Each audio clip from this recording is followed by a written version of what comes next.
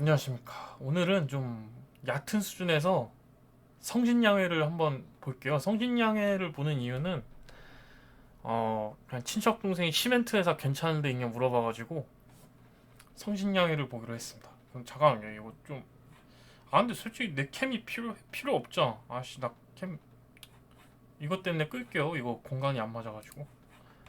자 그러면 왜냐면 좀 화면을 좀 늘리라고 해가지고 글씨가 너무 안 보인다 해가지고요. 예, 화면을 좀 늘렸습니다. 일단 성신양회도 이번에도 이제 좀 차트 한번 간단하게 보고 재무 한번 간단하게 보고 예, 재료 한번 간단하게 보고 예, 얕은 수준입니다. 더 깊은 수준으로 보시고 싶으면 이제 다른 좀 더 전문적인 분들 영상을 보시는 게 좋을 것 같아요. 자 그러면 일단 일봉 차트 볼게요. 일봉 차트를 보면은 이렇게 슝 갔다 슝 갔다 슝 갔다 슈빠 폭등빔 한번 써주고 슝 갔다 슈아 폭등빔 한번 또 써주죠. 저는 성신양회로 이때 한번 먹었습니다. 이때 수익 한번 냈고요. 예, 이쯤에 사가지고 이때 수익 한번 냈어요. 아닌가? 여하튼간에 현재 추세는 상방 추세 매우 좋습니다. 이평선 정배열 아마 121선은 뭐 이렇게 뭐 이렇게 가고 있을 겁니다. 예, 추세 좋고요. 주봉으로 보면은 이제 슝슝슝슝슝 내려가다 슝슝슝슝슝 예 다시 올라가고 있죠. 예 그리고 이때 거래량이 늘어났어요. 많이 되게 계속 수급이 몰리고 있습니다. 저는 되게 좋은 추세라고 생각을 해요. 30분 봉 보면은 이제 30분 봉은 제가 OBV를 쓰거든요. 새로 이제 OBV라고 이제 거래량 지표인데 이제 거래량을 토대로 이제 매수점과 매도점을 알려주는 건데 이거 괜찮더라고요. 일단 30분 봉상으로 이제 팔라고 하는 거 보니까 뭐 좀 단기 안 좋은 게 있나 봐. 근데 또 보면은 1800분 선 지지했죠. 1800분 선을 지지하기 때문에 아마 OBV 다시 매수 뜰 것 같아요. 월요일에 뭔가 좀 상승 한번 주면은 OBV도 다시 매수 하나 뜰 것 같고 제가 보기에는 뭐 차트는 괜찮은 것 같아요. 차트는 괜찮은 것 같고 그리고 이제 성진이 실적도 괜찮거든요. 요즘 실적도 괜찮아가지고 예 그러면 이제 실적은 좀 이제부터 한번 보죠. 이제 일단 제 분기 보고서 한번 보겠습니다. 분기 보고서 그러니까 2021년 1분기 1월에서 3월 실적 보면은 업데이트가 됐어요. 영업이익 83억, 당기수익 마이너스 90억 1분기 기준. 이 뭔지 한번 알아봐야 돼요. 그리고 부채가 좀 많습니다. 부채가 많고 당좌가 좀 적어요. 이것도 좀 알아봐야 돼요. 이것도 좀 알아봐야 되고 BPS 15,878원. BPS가 오히려 떨어졌네. 일단 BPS 관점에서 보면 지금 주가 저평가입니다. 예, 한번 보죠. 일단 이거 중요한 게 뭐냐면은 보시면 3월하고 9월은 떨어지는데 6월하고 12월이 이익이 잘 나온다. 이런 거 왜 이럴까 생각을 해봐야 돼요. 왜 그러냐? 이런 게 있어요. 경기 변동의 특성, 계절성, 전방 상황의 건설업의 경기에 민감 어쩌고 저쩌고 동절기 12월부터 2월 그러니까 1분기는 비수기 그리고 7에서 8월 장마 그러니까 7에서 8월이면은 3분기 비수기 그리고 2분기 4분기에는 성수기래요. 맞죠? 비수기 성수기 비수기 성수기 근데 이게 좀 놀랄만한 게 뭐냐 성수기 성수기가 아니죠. 비수기에 영업이익이 83억이 나왔어. 전기 마이너스 143 물론 코로나 영향도 있었지만은 144 83억 이건 되게 좋은 겁니다. 다른 시메트주랑 비교해봐도 이건 실적 좋은 거예요. 성진양의 시총 대비하면. 그리고 그렇게 해서 뭐 어쩌고 저쩌고 뭐 부채 비율이 높고 유보율이 낮다. 유보율은 확실히 낮아요. 제가 좀 뭔가 좀 규모가 그렇게 막 시총 몇 조 막 그렇게 안 가는 시멘트 회사 몇 개를 이렇게 확인을 해보니까 보시면은 퍼는 적당한 수준이다. 퍼 15, 17, 12, 27, 114 여기는 좀 퍼가 높죠. 그리고 근데 유보율은 확실히 낮아요. 여기 200이 더 낮아요. 아세아 시멘트가 유보율이 굉장히 높네요. 여기 두 개도 유보율은 높습니다. 그래도 퍼가 높은 편은 아니고 이제 분기 실적이 다른 회사에 비해서 잘 나왔어요. 2분기엔 어떻게 될지 모릅니다만, 왜냐하면 과거의 실적이 미래를 대변해 주진 않기 때문에. 시멘트도 그런 게 있는지는 좀 한번 확인해 봐야 될 것 같습니다. 이것도 뭔가 좀 진행률 같은 게 있어가지고 뭐 수주 잔고 이런 개념이 있는지는 한번 좀 찾아봐야 될 것 같아요. 이런 건 저는 뭐 일단 얕은 수준이기 때문에 여기까지만 말씀드리고요.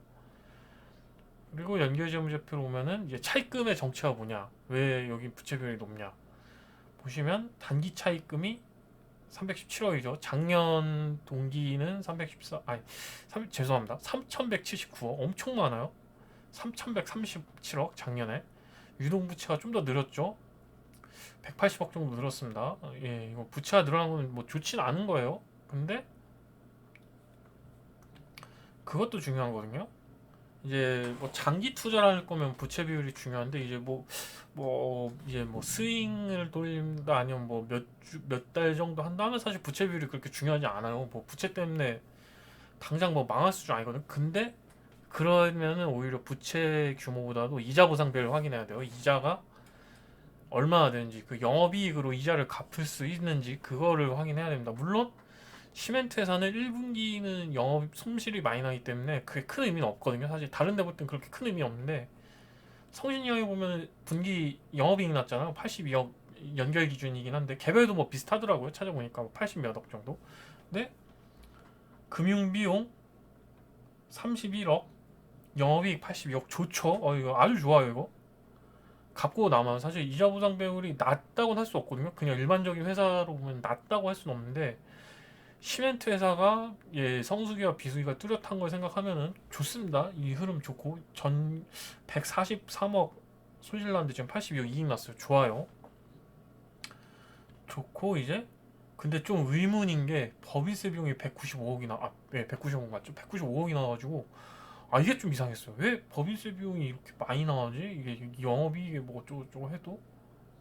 그래서 법인세 비용 주석을 찾아보니까, 예, 법인세 부담액 44억 가정을 했어요. 이번 이익이 많이 났으니까 가정한 것 같아요. 왜냐하면 1분기 이익이 80억인데 이제 2분기랑 4분기에는 이거보다 더 크게 나올 테니까 좀 크게 잡은 것 같아요. 일부러 뭐 법인세율이 뭐 50%가 되진 않을 텐데 그냥 그렇게 잡은 것 같고요. 그리고 이연법인세 10억, 이연법인세 뭐 밑에 뭐 계산령 나오는데 솔직히 전 좀 이게 애매했어요. 왜냐면 이게 이연법인세 이거 계산해가지고 밑에 보면은 증가 감소해가지고 이게 한 10몇 억인가 이렇게 계산이 됐는데, 여기는 100억 7천, 100억 700, 100억 아니죠. 10억 700 얼마 떴는데, 여기 10억이 아니라 1억.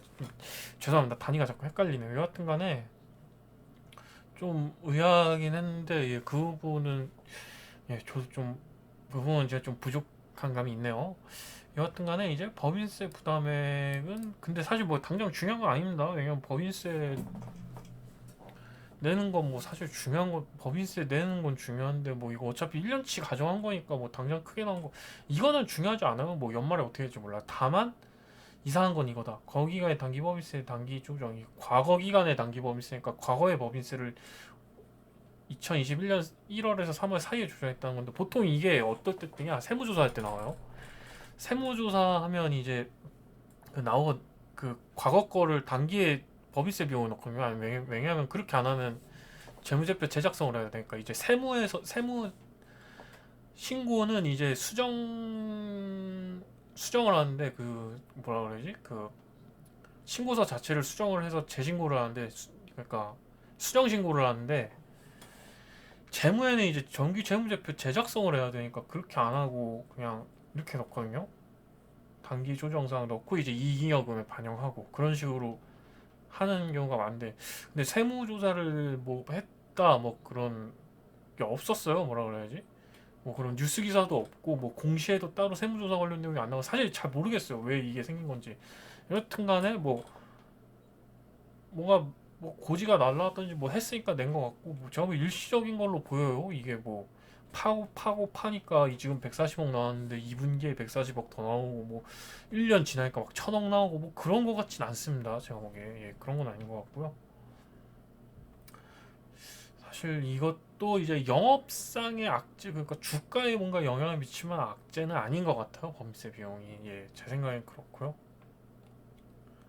그리고 이제 차입금이 뭔지 봐야 돼요. 차입금이 뭔지 봐야 되는데, 예, 운영자금 3,160원 수지 60억 수지 이거 저 어느 세월에 갚을지 좀 모르겠어요. 이게 그러니까 좀 이게 시멘트 관련된 그 주식이 경기가 건설 경기는 계속 이렇게 순환을 하잖아요. 막 올라갔다 내려갔다 올라갔다 내려갔다 순환을 하는데 사실 단기적으로는 솔직히 별 상관없어. 솔직히 단기 중기로는 차익금보다도 전환사채 얼마 남아있고 전환 청구가 얼마 남아있고 그게 중요합니다. 근데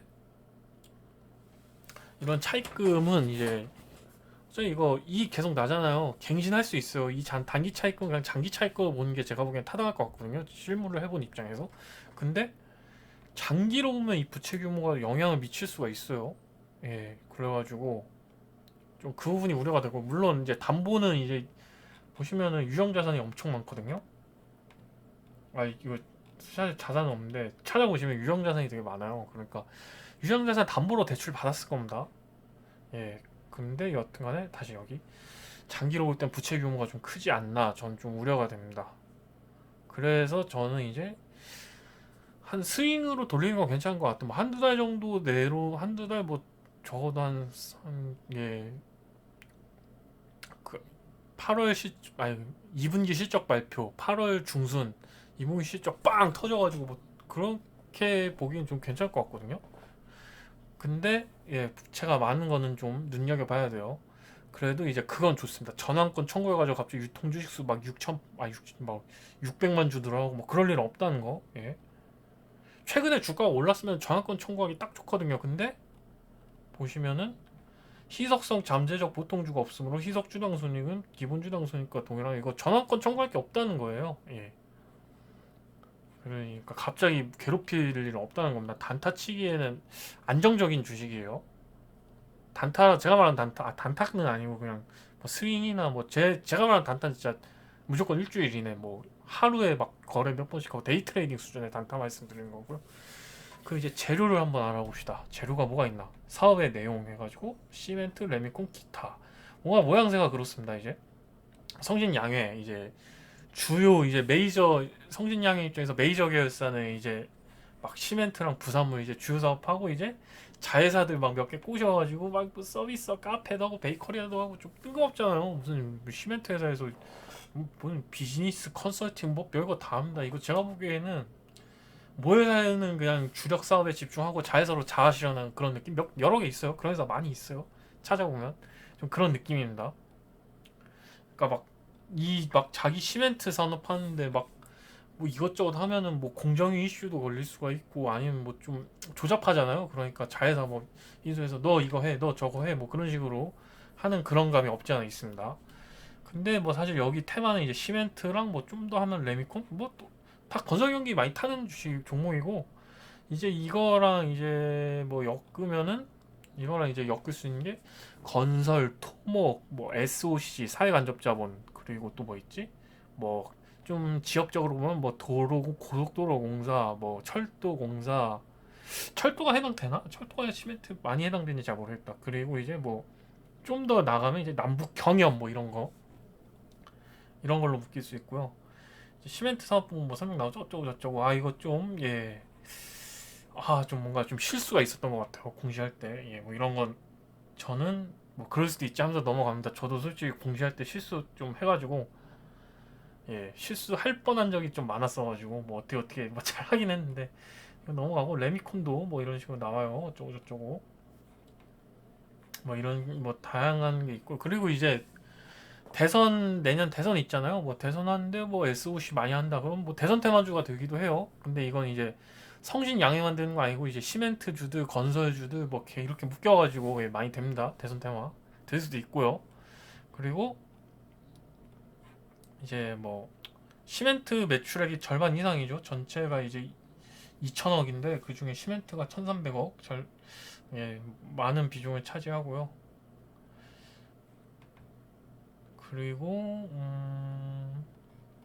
연구개발 활동 뭐 하는지 봤는데 뭐 시멘트, 뭐 친환경 제품 개발, 뭐 친환경주로도 엮일 수 있지 않을까 싶어가지고 한번 좀 검사해보니까 그 사업통상자원부 이제 홈페이지에 그런 게 있어. 보도자료 해가지고 KCC-US 추진단 발족 이게 4월에 는 건가? 예, 한번 가보죠. 4월 7일에 보도자료가 나왔습니다. 뭐 해가지고 뭐 찾아보면은 이 명단 나오는데 명단에 성진양해가 있어요. 그러니까 뭐 탄소 포집 관련된 종목으로도 묶일 수 있는데 사실 이제 그 3월 31일에 과기정통부시 뭐 이렇게 이름이 길어요. 여튼간에 여기에서 이제 탄소 중립 관련 보도자료 있는데 거기에는 이제 또 성진양해 말고 다른 시멘트 회사가 나와가지고 막 친환경으로 특별히 묶이기는 어려움이 있을 것 같아요. 예, 뭐 모든 시멘트 회사가 이제 좀 환경 오염 관련된 뭔가가 많이 있다 보니까 뭐 좀 정부 차원에서 좀 같이 내가 이제 친환경을 하고 싶은데 너네 좀 협력해야지 뭐 이런 식으로 하는 것 같습니다. 친환경으로 이제 직접적으로 묶이기는 좀 어려울 것 같아요. 제 생각엔 그렇습니다. 그래도 일단 시멘트 중에는 이제 시총도 가볍고 실적도 잘 나오니까 추세가 상승 추세잖아요. 그래가지고 예, 제가 보기엔 지금 들어가도 월요일 시초에 들어가도 괜찮을 것 같긴 하지만 판단은 뭐 여러분의 몫이에요. 저는 그렇게 수준이 높지 않고 지금 이번 주에 간신히 반토막 난 거 반토막 위로 복구한 수준이기 때문에 예, 저를 믿으면 안 됩니다. 저는 그냥 얕은 수준의 분석만 합니다. 주린이님들이 좀 이해하기 쉬운 수준. 저는 이제 토익 700점까지만 만들어 드릴 수 있는 그런 수준입니다. 토익으로 예를 들면 세 줄 요약을 해보죠.